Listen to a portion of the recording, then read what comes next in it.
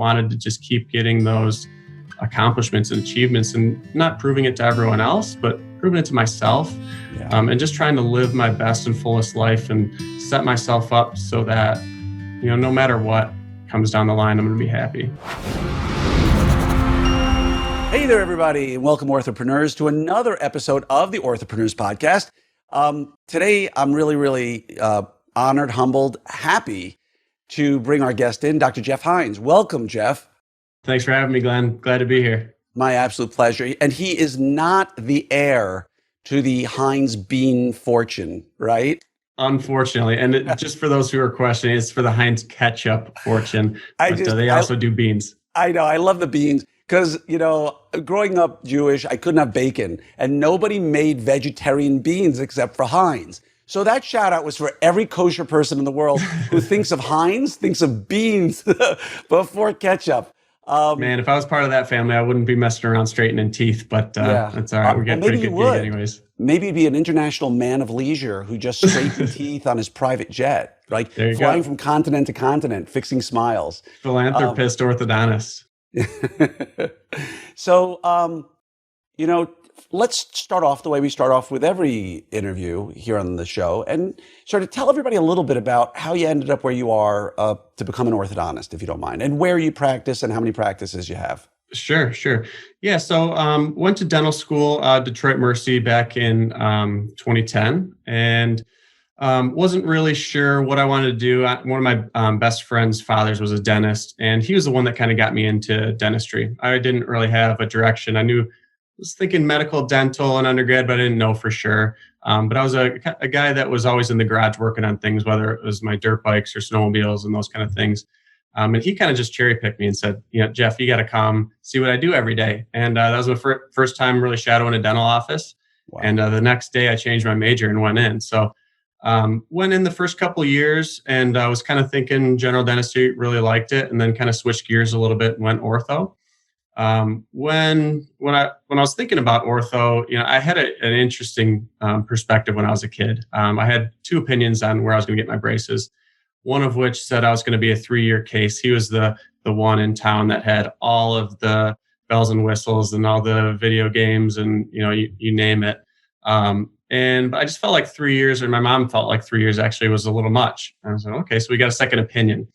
And this other orthodontist decided that he's like, well, we're going to wait a little bit longer, wait for some teeth, blah, blah, blah. And, we'll probably get you out of here in a year and a half or so, maybe quicker. Wow. If you're good with your elastics.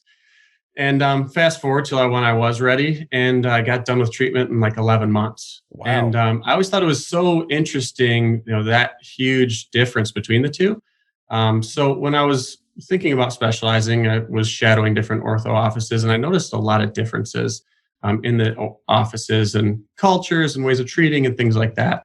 And I just thought that, this is going to be a great way for me to do things differently and better. And, whatever way I figure out is the way I want to do it. And just bring my own special Heinz flavor to orthodontics. Ooh, you've never used that before, right? No, but that's a great story. It's not uncommon to have orthodontists who went through the process and were inspired accordingly. And so aside from throwing down, for those of you who can see, he's got a little bit of a Bradley Cooper vibe running out there today. Man, I've been called worse. Yeah. You're one of these guys who, I got to meet at Summit last year in Denver. Met your amazing wife, Katie, right? She spent some time with my Alyssa. She did say to say hi to Alyssa. She'd kill me if I didn't say so. Yeah, and for those of you who don't know this, Jeff is one of these guys who's beloved in the ortho community. Nobody has a negative word to say about him. And I think someone even reached out and was like, take it easy on my boy during his interview. What am I going to do? Like attack you through Zoom or something? But he's really well known, and people really have nothing but great things to say about him, which is why I wanted him on here, because of his positivity and because I think there's so many great lessons to learn from him, just like many other people I've had on in terms of positivity. But if you're listening to this or you're watching this, you'd look at him and say, he looks like a normal, everyday, guy who just happens to have the looks of Brad Cooper. But for those who know you, or for those who don't actually, do you mind telling them a little bit about your story and kind of what's a little different about your life than perhaps we can see or hear right now? Sure. Yeah, I am a paraplegic and have been since my second year in dental school. So, um, Wow. back to the story before when we were talking about first getting into dental school and things like that, that was actually one of the precipitating factors that made me think that I wanted to specialize was coming back. So, in the beginning of our second year of dental school, I was involved in a motocross accident. Had a great day out. I was getting back into racing like I had, when I was a little bit younger and started getting competitive with it and on my downtime because we all have so much of that at dental school, right? Of course. I Um, don't know how you even had downtime like in dental school. Please just tell me it didn't happen during second year, yeah, right? no, yeah, it was the beginning of second year there. I don't know So how you have time second. For those out there who are not orthodontists who are listening to this, second year dental school, at least for me, was the hardest year of the oof, four that's because the you're getting thick of into it. lab, you're doing clinic. It's horrible. But anyway, Yeah, they sorry. pile it So on. so you're motocross racing. Yep, and came up short on a jump that I've been hitting all day. They had it rained and they regroomed the track and things were different. And I came up short and it kind of flipped me over and I launched and landed kind of half upside down on my upper shoulders and folded me like a pretzel. And I remember waking up to the sound of a helicopter and them doing my full body exam and everything. And can you feel this? Do you know where you are? And yeah, yeah. And then there's a point when the paramedic said, "Can you feel this?" And I said, "Feel what?" And then Oh, I just knew something was bad. You're out of it, but you're in with it enough to know that something major is going on. So, okay, be cool. Freaking out's not going to help anything. And they finally got me in the helicopter. And I remember going to the guy. I was like, "You know what, man? I'm having a hard time keeping it cool right now. You mind just putting me out with something?" He's like, "I got you, buddy." And, all was wow. good from there. But yeah, fast forward to kind of when I was waking up in the hospital and, I've been so blessed with an incredible support system. So I woke up to, 20 friends and family and everybody there. And I think it was one of those things where it's kind of like a fake it till you make it, where I was so scared of letting everyone down that I was very, very eager to get back. And I knew that I had to start. And my doctors at the time said, "We're okay. I think you should go back and you should still try and be a dentist and everything, but you got to give us some time. Take a year off, let's regroup." I'm like, I'm going to go nuts if I take a year off. What did And they want? that would If you don't be mind my asking, what did they want you to take a year off for? What was for because mental it's such a clarity? wild change just to get used to your body again and learn how to live. And you're so weak coming out of the hospital. And I went from, 210 pounds and in the best shape of my life to when I got out of the hospital, I was like 170. So, you lose a lot of muscle mass and the changes your body go through are pretty wild. I mean, your circulatory system and things like that change. And I mean, you get really lightheaded and you're weak and you got to basically you learn how to live again. But I Wow. knew that that year off would kill me inside. And so basically with friends and family and support and about a week later, my friends and a couple other friends from dental school showed up and gave me a stack of books this tall and my laptop, and we started studying. And basically, I think it was about 6 weeks later. So it happened on September 3rd. And just before Halloween, I had them release me a little bit early. And I got back home and strapped my back brace on. And I think a couple weeks after that, got back. It was mid November, got back into school. And again, thick a second year. They're getting Wow. ready to start doing finals. And it almost turned into my own version of therapy because I was so busy. I didn't have a single second to think about anything else in my life aside from dental school. And it was almost like it was out of sight, out of mind, which is an oversimplification, but it was my passion and what I was going for. And I was able to make up the first semester of second year during the second semester of second year and get all caught up basically just shy of a year later and got Wow. into clinic with all my friends. And when I started going back and getting back into things and getting caught up, that new drive and new feeling that I had I really started to excel and went from a middle of the pack student to top 10 of the class, and we had a really competitive class. I think we had like high teens or low 20s of our 100 kids that specialize. Wow. So really, really solid group. And he started doing good. I'm like, you know what? Maybe I should specialize. I'm going to be in a good position for it. And I was thinking back to the experience that I had with ortho before, and we just kind of went for it. And it was good. It was an incredible feeling getting caught up, and graduating with my class on time. It was my own slice, a new version of normal. And it felt incredible. I mean, when we rolled across that stage, everyone gave me a standing ovation and just standing there and just soaking it all in. It was amazing.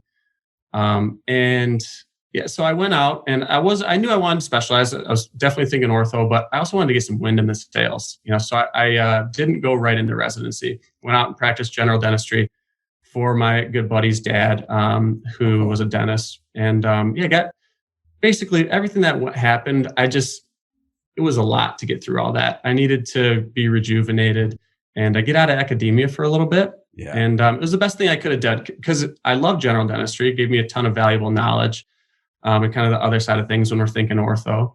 But going back, it was the first time I felt rejuvenated and ready to learn since I felt like I was going to undergrad again.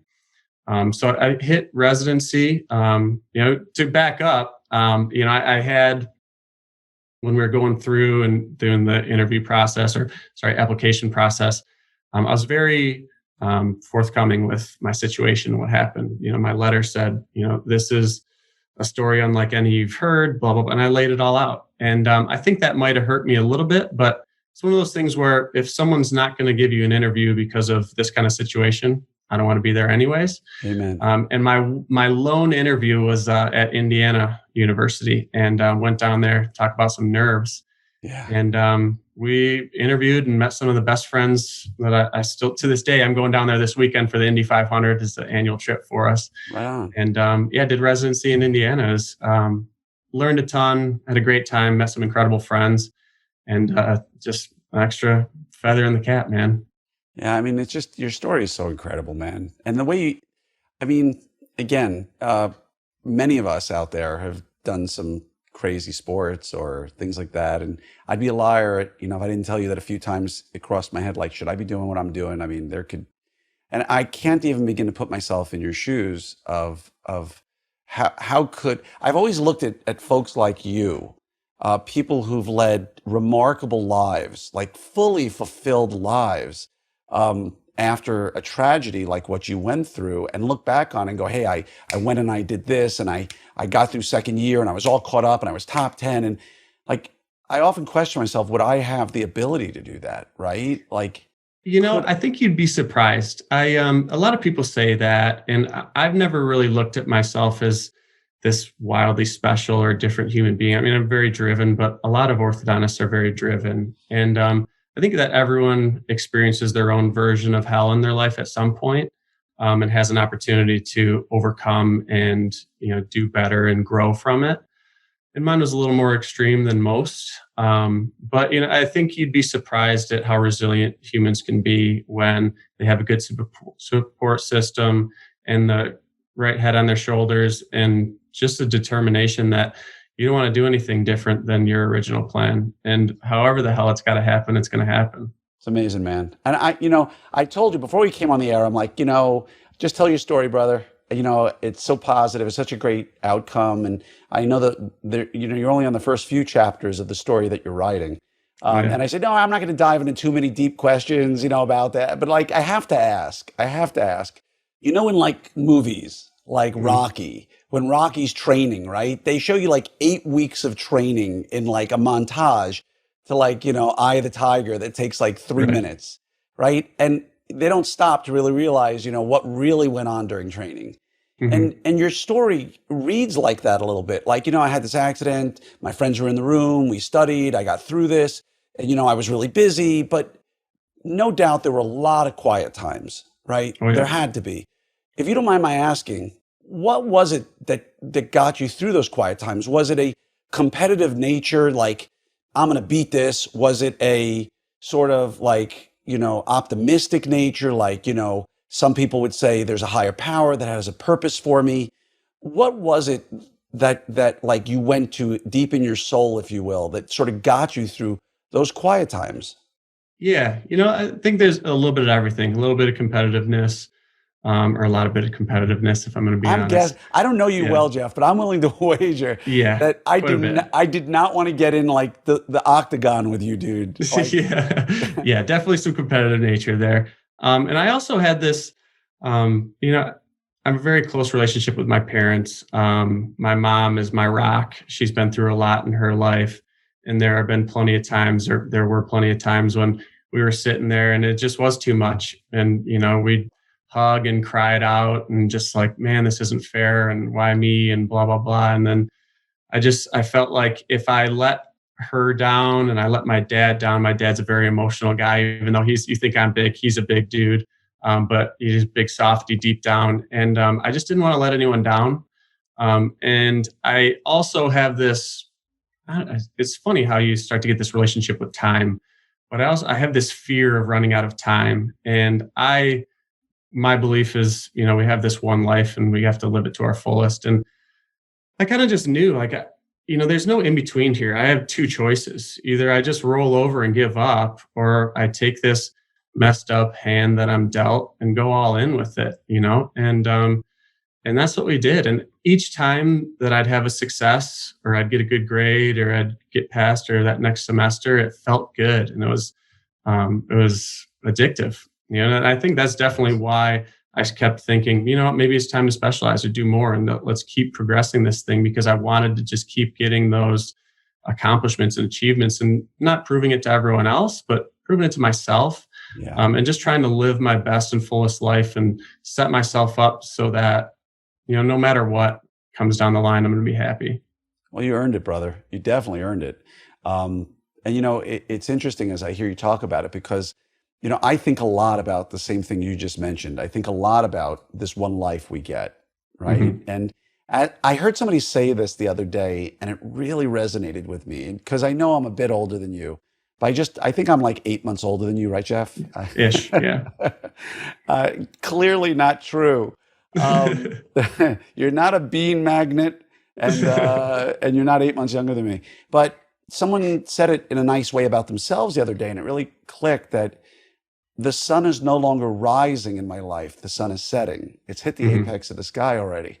And when you start looking at life as the inevitability of the fact that, twice my age puts me at almost 110, unless Mm-hmm. it's a really unique lifestyle I lead, the sun is setting. And Yeah. you only have so much time to make a difference in your life, which is part of what drives me so hard with Orthopreneurs and try to help people in their lives, because, these are my best days, man. I'm in my Mm-hmm. mid 50s. Thank God I have my health. I've got a wife who loves me, I think. I've got I've got I three think so kids too. who are just amazing, and and the financial wherewithal to be able to enjoy life. And Mm-hmm. will I be able to say that in 15 or 20 or 25, 30 years from now? I don't know. And so, Yeah. kind of like yourself, in very different circumstances, I would encourage everybody out there to sort of take that look at, you got this one life. Like, Yeah. you can sit I on think a we have to be couch. really intentional about it too. It's funny. One of my Exactly. best friends, another guy from residency who lives in California, Want to we give him a shout talk a out? lot. Come on, give me a shout Yeah, out, Chris bro. Beninati, he's the man. But Chris there's so many Beninati. guys, I can't name them all. He's the one that said this to me. He's like, man, I wish I lived closer to you. I'd love to partner with you. I think we could do such great things. I love seeing you, blah, blah, blah. And he's like, I think about it, and I think that, we're 34, 35 years old. Like, does that mean we get like 50 more times to hang out with each other if we're seeing each other Oh, once or twice a year? And I'm like, oh man, we got to get something on the books. That's too much for me to handle. So, it's funny, I think you posted something on plus one, baby. Orthopreneurs this past week about saying no to things and Yeah. not being such a yes man. That's funny. I actually was thinking about bringing this up because it's something I'm working on personally. Is I have FOMO constantly. I always want to do a little bit of everything and, as much as I can. And I think that for me now, if it's not an F, yeah, I want to do that, then sometimes I just won't do it. I think especially having a 6-week-old baby boy now, a beautiful wife at home, like if it's not really, really important to me, I'm trying to be better about saying no to things and being more intentional about the time that I spend with people and at places and things like that. Oh yeah, man. And again, I would tell your friend, what's his name again? Chris Beninati. Chris Beninati. Chris, I'm talking to you now, brother. If you view your life, in my opinion, as a number of times you have left, so to speak, you're missing the journey in and of itself because you're counting it down, if you will. And I Agreed. think I go the other direction is when's the next time I'm going to see you, as opposed to how many times will I see you, right? And I Amen. wrote a while back about something called plus one. It was something I worked on with my coach. And the plus one is, at the risk of boring some people who may have heard it before, if you could take all the areas of your life, everything from family, faith in either God or yourself, fitness, practice, your clinical skill, like everything. And you gave it a score from 1 to 10 of where you view yourself as only you know what you consider a 10, right? Mm-hmm. Rate yourself on a scale 1 to 10 for each of those items.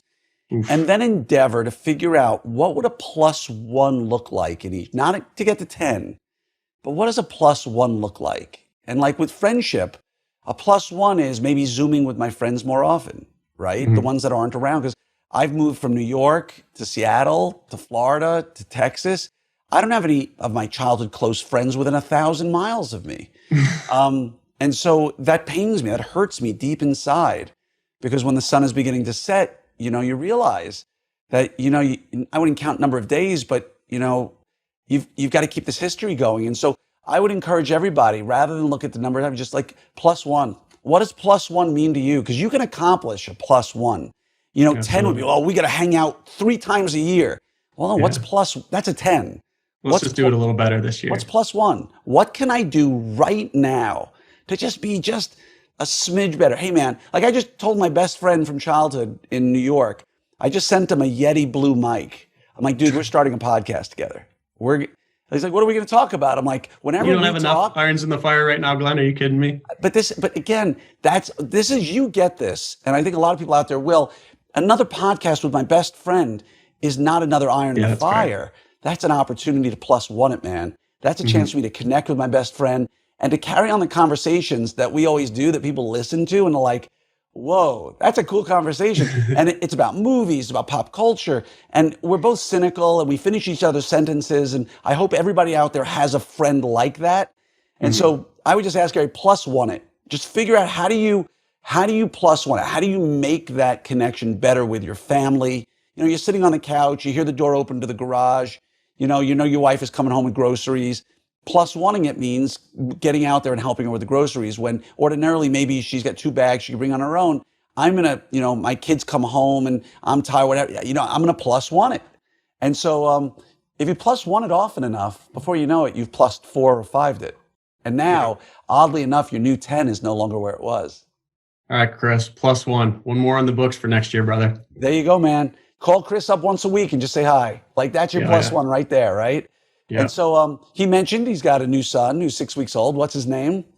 Jack William Heinz. He, which that name wasn't even on the list. So we went for a surprise, so we didn't know if we were having a boy or a girl. Had a heck of a time trying to figure out names, and had a few that were on there, and then we're holding them there in the delivery unit, and I'm like, I don't think any of those work. Went back to the drawing board. So, for real? Like you saw your son. I was like, those names don't work for him. There's nothing that was really sticking out to me. So we just went back to scratch. I'm like, are we allowed to leave in case we can't figure out a name yet? Like, how do we do that? Can we leave him with you? We'll come back with a name. We're going to go run home real quick, do some homework. We'll be right back. You and Katie go home and sort of figure it out, right? Yeah. And by the way, your wife was with you before the accident, correct? No, she was not. Okay. Nope. I met her when I was in residency, actually. Right on. So is she a dentist? Is she? No, we talk a lot of teeth all day. I did not want to be within the same profession. She's a PA. So she went to PA school in Nashville, but she actually grew up a bike ride away from me in Southeast Michigan. But she went to different high school. She's a few years younger than me. So no mutual friends, anything like that. I didn't even know she existed. So when we met on Bumble, of all things, believe it or not, back at a friend's house, and she was at her parents' house over the holidays. So we were about a half mile from each other. And it was the day before I went back to Indy and she went back to Nashville, and we met on Bumble. And I'm like, wait, you're from where? And like, right where we grew up. So we hit it off. She's amazing. All the things that I do, I couldn't do a damn one of them without her. So love you, Katie. And the little bit I know her, I agree with you. She is amazing. And, She's awesome. you know, that's what lifts us up and helps us along, right, man? I couldn't do any of this without my wife's support. Amen. And so talk a little bit about, with the time you've got left, I'd love to talk about your practice. Sure. You have 2 practices, right? You're doing 35 million a year, right? Yep. On our way. I just want to get everybody's attention out there for just a second. But you've got 2 practices. The first one, did you acquire it or is it a startup? No, we did a startup. So I was working on the east side of the state with someone Jamie Reynolds, for a while. And Jamie Reynolds, how do I know that name? Yeah, it rings a bell, right? For those out there who don't know Jamie Reynolds, he is one of the rock stars in orthodontics. Former, I think, volleyball player at University of Michigan, if I'm not mistaken. It was a club team. Don't give him that much credit. Was it a club team? Oh, Jamie. Jeff's... The funniest thing is, like, I have a patient of mine who's like a Michigan gymnastics. She was on national TV because I'm like, whoa, like Michigan athletics. So now that I know it's a club team, Jamie, man, you're not around. I don't know if they had a regular team or not, and it was a club team, but you got to get a good shot in there when you can. All I can tell you is he's like the Godfather. You don't want to call out Jamie Reynolds because you never know when the squad's going to show up. Jeff Kozlowski is going to show up on your front door. And you want to have a talk, Jeff? But Jamie's, he started one of the founders of Orthodontic Partners, which is a very successful OSO. He's one of the founders of Ortho. And if anybody here gets a chance to spend time with Jamie, he's just one of those guys who he really is a rock star in terms of his vision and implementation. And he's always so cool and calm and has a way of going through. So, that must have been a great experience for you just being around him. One of the most welcoming, gracious people you could meet. He was an incredible mentor for me. I wouldn't change a single minute we spent together, and he's still one of my best friends. So I learned a ton from him. But I had this, my grandpa was an entrepreneur. He started off sweeping the shop at a kitchen and countertop shop and worked his way up, and then eventually bought in with a partner and was the owner of the business. And I've always had this drive that I knew I wanted to give it a shot and see if I could be an owner of my own business. So what I basically did was started a scratch start in Rockford, Michigan. Nice. It was actually an interesting story. There was an orthodontist here in this space who went out of business, and his practice sat empty for about 7 or 8 months. So all the patients were gone. And a friend of mine, Laith Miller, great dude, who is an orthodontist here in Grand Rapids, said, this is our old practice. We sold it, a couple of years back. The guy went under for some, X, Y, and Z reasons. And I think you should check it out. So we came out here and signed the lease and went for a startup. And It was a crazy ride. I was still working with Jamie at the time. And I'd work 4 days there and then drive up here Thursday night, sleep in the practice, work Friday. And because it was about 2 hours away from home for me. Work all day Friday and then drive back, lick my wounds on the weekend, and then just kept doing it. And then eventually our Fridays filled up. So then we added a Thursday. And then, I'd drive in Thursday morning, work a late day, sleep at the practice, work Friday, drive back home. And then we eventually opened a Monday, and we were just kind of working our way up. And we got to the point where me not being here was limiting the practice. So decided to part ways with everything in the Detroit area and move full time over here. And that was, so we started it in the thick of it, man, September 2020. Wow. And we had a great response, and the communities around here were great, and really, really loved it. You know how it is. It's infectious. And by the way, I bought, our first practice was kind of a defunct practice too, which is rare. But just a quick question: did any of the existing patients ever come back to get treatment, or did it basically close long enough? Most of them dispersed. There was I was able to find and reach out a little bit on some Facebook and things like that because it was a pretty abrupt stop, and there were people that paid in full and never got braces on. So I thought that was an opportunity to do some right by the community and get a good word out there. So took some people in, did a little bit of pro bono work and some significantly discounted work, and took care of some families to put good out there. And there weren't as many, fortunately for them, and they found good care elsewhere. But definitely had a handful of them, or a couple of handfuls with them. And there's some of our greatest patients and families. And there's other kids down the line, and I'd do that and more over again. It's amazing. And, it's like the old Gary Vaynerchuk, who I'm a big fan of, jab, Me jab, too. jab, right hook. Huge. Just give, give, give. And here's a lesson for younger orthos, and I think a lot of us older orthos can learn from it too, is, 3, 4, 5 years after you start your practice, are you ever going to feel the impact of giving away that free treatment? Not even slightly. No, but it feels good here, man. Exactly. I was about to say, but the memory of doing it in your heart and all the good you did, plus the secondary part of it, because you didn't have to do it, but you did it for you, and the goodwill that you generated by doing it is going to come back 100-fold to you.